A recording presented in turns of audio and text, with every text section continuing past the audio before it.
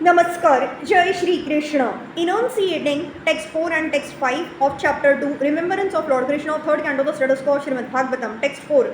Sa muhurtama bhuttushnim Krishnan gri sudhaya bhrusham tivren bhakti yogen nimagnanah sadhu nirvrutah. For a moment he remained dead silent and his body did not move.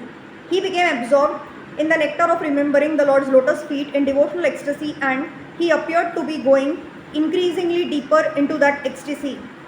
On the inquiry by Vidur about Krishna, Uddhav appeared to be awakened from slumber. He appeared to regret that he had forgotten the lotus feet of the Lord. Thus he again remembered the lotus feet of the Lord and remembered all his transcendental loving service unto him, and by so doing, he felt the same ecstasy that he used to feel in the presence of the Lord.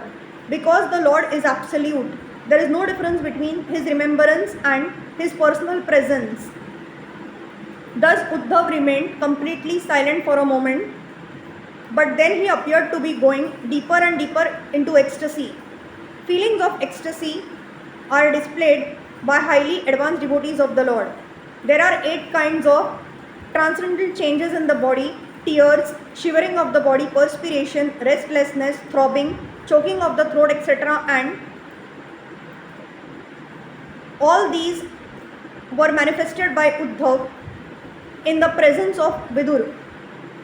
Text 5.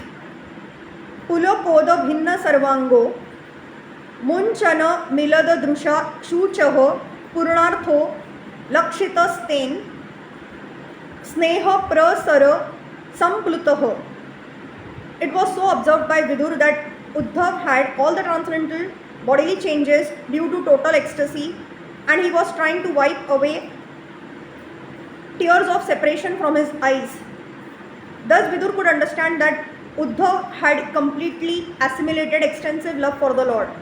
The symptoms of the highest order of devotional life were observed by Vidur, an experienced devotee of the Lord, and he confirmed Uddhav's perfectional stage of love of Godhead. Ecstatic bodily changes are manifested from the spiritual plane and are not artificial expressions developed by practice. There are 3 different stages of development in devotional service. The first stage is that of following the regulative principles prescribed in the codes of devotional service. The second stage is that of assimilation and realization of the steady condition of devotional service. And the last stage is that of ecstasy symptomized by transcendental bodily expression. The 9 different modes of devotional service, such as hearing, chanting and remembering, are the beginning of the process.